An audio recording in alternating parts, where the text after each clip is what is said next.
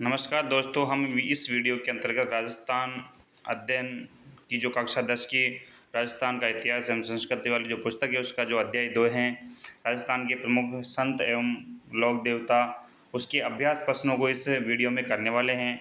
तो हम बिना किसी देरी के इस वीडियो को शुरू करते हैं। बहुत चयनात्मक प्रश्न। पहला प्रश्न है, निम्नलिखित में से कौन पांचों पीढ़ों में शामिल नहीं है? तो इसका जो उत्तर है वो हो जाएगा तेजा जी। इसका जो संपूर्ण वीडियो है पूरा अध्याय 2 का वो मैंने डाल दिया है हम मेरे चैनल पे। यदि आपने नहीं देखा है तो उसको देख ले और उसके बाद इन प्रश्नों को आप करें तो आपके जो प्रश्न है वो आसानी से हल हो जाएंगे। प्रश्न नंबर 2 है, तेजा जी का जन्म किस जिले में हुआ था? तो तेजा जी का जन्म है वो नागौर में हुआ था। कहाँ हुआ था? नागौर में। तीसरा प्रश्न है, धन्ना किसके शिष्य थे? तो धन्ना थे रामानंद जी के शिष्य थे। अगला प्रश्न है चौथा, विश्नोई संप्रदाय के प्रवर्तक कौन थे? तो विश्नोई संप्रदाय के प्रवर्तक थे जाम्बोजी। जाम्बोजी थे। अब हमारे लघुचात्मक प्रश्न है। पहला प्रश्न है, देव नारायण जी का पूजा स्थल कहाँ है? तो ये है आसिंद भीलवाड़ा में। कहाँ है? आसिंद भीलवाड़ा में है। आसिंद भीलवाड़ा में।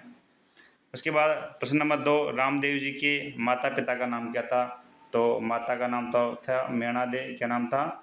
मेणा दे। और पिता का नाम था अजमल। क्या नाम था? अजमल जी। अजमल जी। राजस्थान का कबीर किसे कहा जाता है? प्रश्न नंबर 3, राजस्थान का कबीर जो है वो कहा जाता है दादू दयाल को। किसको कहा जाता है? दादू दयाल जी को कहा जाता है। उसके बाद अगला प्रश्न है, मीराबाई का विवाह कब व किसके साथ हुआ? तो चौथे प्रश्न का जो उत्तर है वह हो जाएगा 1516 ईस्वी में। वह भोजराज के साथ हुआ था। किसके साथ हुआ था? भोजराज के साथ। उसके बाद अगला क्वेश्चन है, राम स्नेही संप्रदाय के जो प्रवर्तक हैं वो कौन हैं? वह है रामचरण जी। कौन है? रामचरण जी इसका जो है उत्तर हो जाएगा। उसके बाद माऊ जी का मुख्य मंदिर जो है वो कहाँ है? छठा प्रश्न, इसका उत्तर है साबला गांव डूंगरपुर। कहाँ है? साबला गांव डूंगरपुर इसका राइट आंसर हो जाएगा। उसके बाद जो है हमारे लघुतरात्मक प्रश्न आते हैं। पहला प्रश्न है, लोक देवता तेजा जी पर एक संक्षिप्त टिप्पणी आपको लिखनी।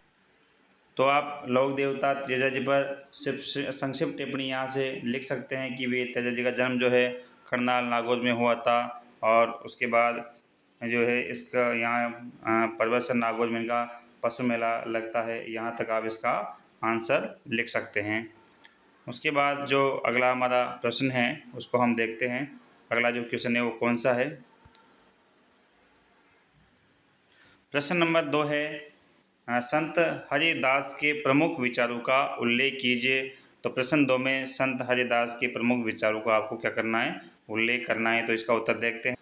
तो आप इस प्रश्न का उत्तर यहाँ से लिख सकते हैं कि संत हरिदास जी निर्गुण भक्ति पर इन्होंने जोर दिया और बहुत सारी कुरीतियों का इन्होंने विरोध किया।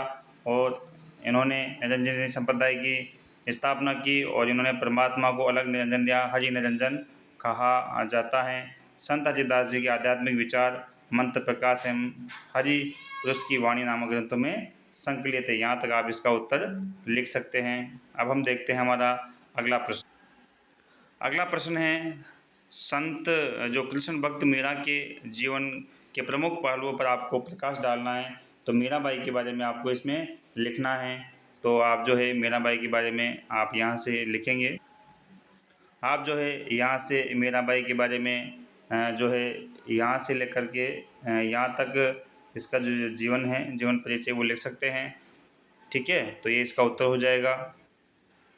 अगला चौथा जो प्रश्न है वह है, संत रानाबाई को दूसरी मीरा क्यों कहा जाता है? संत रानाबाई को दूसरी मीरा क्यों कहा जाता है? इसका आपको क्या बताना है? कारण बताना है। तो इसका उत्तर हम देखते हैं।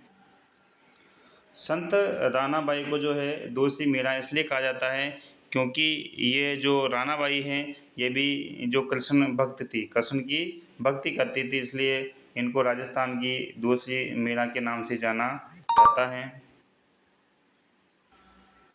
उसके बाद आते हैं हमारे निबंधात्मक प्रश्न। राजस्थान के पंच पीरों पर एक विस्तृत आपको जो है लेख लिखना है। तो पांचों पीरों के बारे में आप थोड़ा थोड़ा इसमें लिख देंगे तो हमें इसका उत्तर बताता हूँ आपको। निबंधात्मक प्रश्न का जो सबसे पहले लिखेंगे कि जो हमारे राजस्थान के 5 पीर है वो हैं पाबू हड़बू रामदे मांगलिया मेहा पांचों पीर पधार्यो गोगा जी जेहा। सबसे पहले आपको गोगा जी के बारे में लिखना है, यहाँ तक लिख देना। उसके बाद जो है आपको जो है किसके बारे में, पाबू जी राठौड़ के बारे में लिखना है। तो पाबू जी राठौड़ के बारे में आप यहाँ से लेकर यहाँ तक लिख देना, क्योंकि ये निबंधात्मक प्रश्न है। उसके बाद जो है देवनारायण जी, तो देवनारायण जी का ये पहला अंतरा है, आप यहाँ से यहाँ तक लिख देना। उसके बाद जो है रामदेव जी, रामदेव जी के बारे में आप यहाँ से यहाँ तक लिख देना। और उसके बाद जो है मांगलिया मेहा के बारे में आप यहाँ से लिख सकते हैं, और हड़बू जी के बारे में आप यहाँ से लिख सकते हैं, यहाँ से यहाँ तक। तो आपका जो इस प्रश्न का जो उत्तर है वो भी आपको मिल जाता है। हमारा जो अगला प्रश्न है वह है राजस्थान की 2 प्रमुख संत महिला संतों का चित्रण करना है। तो आपको किस किस के बारे में लिखना है मैं आपको बताता हूँ दूसरे। इस प्रश्न में आपको एक तो लिखना है, प्रथम जो है लिखना है वो मीराबाई के बारे में लिखना है।